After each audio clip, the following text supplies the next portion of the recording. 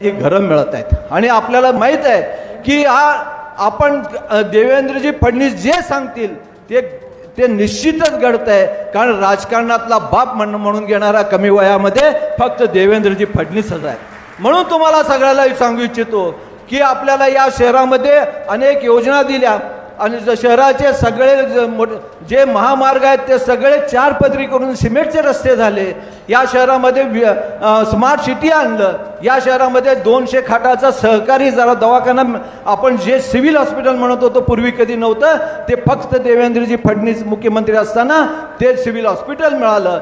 आपल्याला अनेक योजना, फ्लायओव्हरच्या योजना असू द्या, अनेक योजना आणल्या. आणि आज आपण बघतोय की आज सोलापूरमधल्या माझ्या मतदारसंघातील 99 ते 95 ते 90% जे काही हद्दवाढ भाग असू द्या किंवा कुठलेही शहरी भाग असू द्या, ड्रेनेज, पिण्याचं पाणी आणि रस्ते मूलभूत सुविधांना पूर्ण होत आहेत.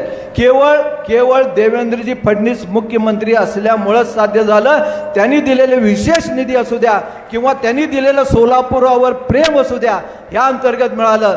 साहेब, आमचं सगळं माझ्या मतदारसंघात असू द्या, सोलापुरामध्ये आपलं पूर्ण लक्ष असतो, पण आमचं एक म्हणणं आहे की या सोलापूर शहरामध्ये एक मोठं उद्योग आणायला पाहिजे, ज्यांच्यामुळे एक आमच्या सोलापुरातले युवक आहेत, 80% जे शिकून युवक असतात ते परगावी गेलेले असतात.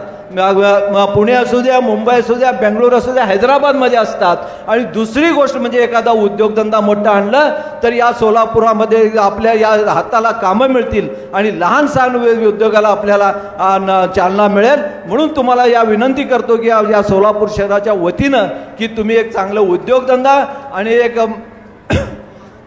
उद्योगधंदा आपण या सोलापूर शहरामध्ये द्यावं. व आपल्या सगळ्याला सांगू इच्छितो की आपल्याला साहेबांनी एखादं मनात घेतलं तर ते 100% करतील. आणि म्हणून तुम्हाला सांगतो, साहेबांनी उद्योगधंदा आणि IT पार्क नक्की आणतील असं मी तुम्हाला विश्वास घेऊन देतो.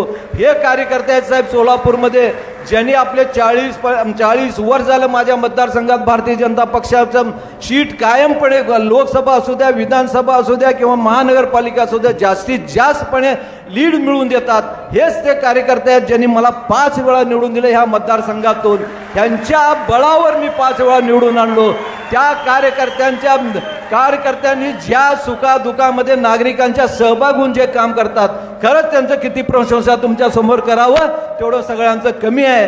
आजकाल थोडं कार्यकर्ते थोडं नाराज असतात साहेब, कारण काही लोक कुरघोड्या करतात किंवा त्यांना थोडं त्रास देण्याचा प्रयत्न करतात. मी सांगतो साहेब, हा शहर उत्तर आहे. आजपर्यंत तुम्ही जे शहर उत्तरसाठी ज्या तुम्ही आदेश दिला ते आम्ही मानत आलेलं आहे. आणि या शहरच्या उत्तरच्या कार्यकर्त्यांना त्रास दिलं तर शहर उत्तरचे कार्यकर्ते उत्तर देऊनच जबाब देतील असं मी तुम्हाला सांगू इच्छितो. आणि आजच्या या कार्यक्रमाच्या निमित्तानं आपण इथं आलं. या सोलापूर शहराचं गेल्या 2 वर्षापासूनचं आपलं थोडं मर्जी कमी झालं होतं असं वाटत होतं, कारण मुख्यमंत्री असताना साहेब नागपूरला गेले नव्हते, त्याच्यापेक्षा जास्त सोलापूर जिल्ह्यात आले होते. पण आता थोडं मुख्यमंत्री साहेबांनी थोडं आपल्याकडे दुर्लक्ष केले असले तरी, पण त्यांचं कसं म्हणतात ना, घरी आकाशी असला तरी त्यांचं लक्ष घरट्यावर असतं, तसं आपल्या सोलापूरवर आहे. आणि आपल्या सगळ्याला सांगू इच्छितो की आपल्या उपस्थितीमुळे आजचा दिवस अधिक मंगलमय आणि प्रेरणादायी झालेला आहे. आजचा दिवस हा माझ्या आणि माझ्या सर्वांच्या आयुष्यातील अभिमानाचा व आनंदाचा दिवस आहे. वर्षानुवर्षे भाड्याच्या घरात राहणाऱ्या, स्वतःच्या हक्काच्या घराचं स्वप्न पाहणाऱ्या हजारो कामगारांना, कुटुंबांना आज स्वप्नपूर्तीचा सोहळा साजरा करत आहोत आपण सगळ्यांनी.